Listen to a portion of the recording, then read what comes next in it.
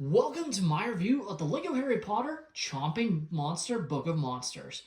It's set number 76449, comes with 518 pieces, and is a 9 plus rated set. Now this set retails in the United States for $59.99 and in Canada for $79.99. Now without further ado, let's kick off this review, starting with the box. Now take a look at the set. Of course, you can see our three main cast of Harry Potter, Hermione Granger, and Ron Weasley on the side there. The character included is Neville Longbottom.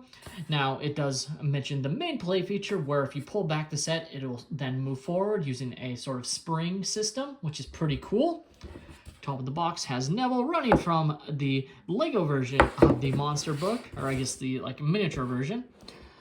Here you can see the main play feature represented again. So you pull it back, it'll go forward, which we will of course show off, which is pretty cool. And you have a nice shot of the monster book of monsters. Take a look at the manual, and as you can see, it is on a rendered image here. Only bring it up because I just find they don't look good, especially with minifigures. It looks so fake and like almost AI generated sometimes, which is a bit unfortunate. Just not as premium as the product as we used to get, unfortunately there. Taking a look at the extra pieces I was left with following the build, and you can see quite a few leftover Technic pieces, some other cheese slips, and of course a trusty brick separator. Taking a look at the lone minifigure included in the set, and it is Neville Longbottom.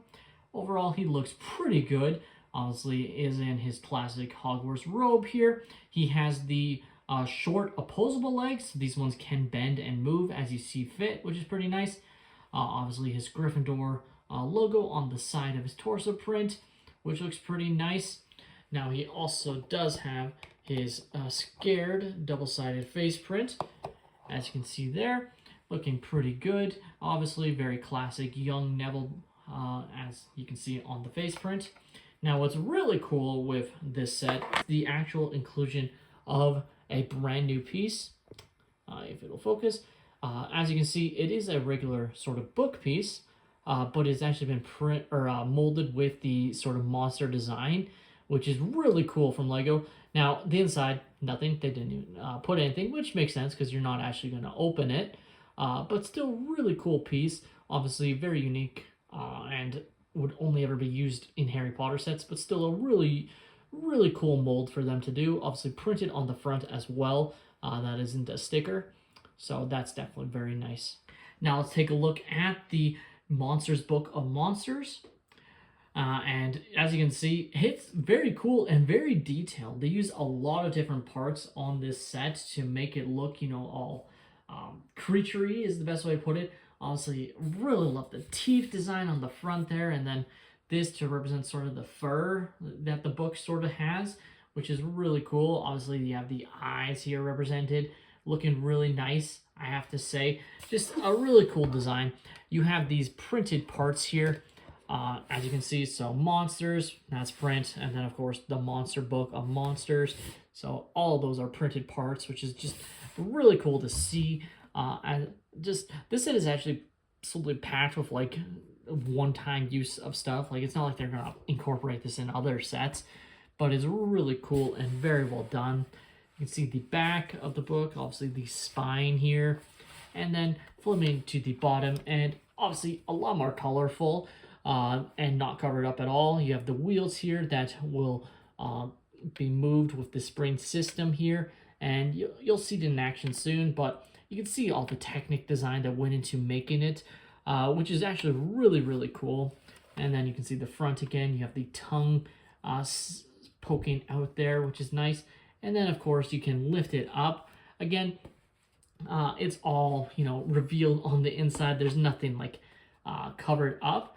But at the end of the day, that's fine. Like, the main thing that's important is the outside and, of course, the function of the set moving forward. So let's take a look at that. So to see how it moves, basically, just like those classic wind-up cars back in the day that were really popular when I was a kid, you just wind it back, and you can kind of hear it. The spring is sort of, holding all that tension, and then when you release, there you go. Obviously, the more you hold back and the sooner you release, actually the farther it will go, so I'll just let it go sooner. As you can see, it's not going to go super far, but it's still really, really cool. I'm worried that it will go off the table because it it has the initial jump of it going fast.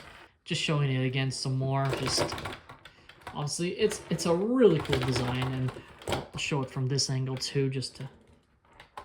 Oh, that was a little bit pathetic. As you can see there, like you can see the teeth chomping there, which is really fun. Just really nicely done, and it's pretty simple, but it looks so cool, and it's just a fun feature. You know, Lego Harry Potter has done a lot of really cool, ingenious designs with this and the sorting hat. Like, it's just a lot of fun. The Lego Harry Potter Chomping Monster Book of Monsters is, to me, a fantastic Lego Harry Potter set. It is absolutely so fun, and while yes, at the end of the day, it is a simple feature that is represented here, it's still so well done that it is absolutely worth it for any Lego Harry Potter fan. I think this is, one of the best Lego Harry Potter sets in the last few years, like genuinely. Like, it's just really fun design here. It's great on display, but then having that main play feature of winding it and having the monster book attack is a lot of fun.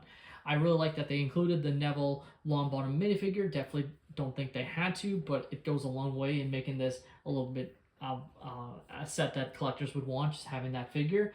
Not that it's a special figure, but just nice, because a lot of people like collecting the minifigures. I don't think the set is that, like, overpriced.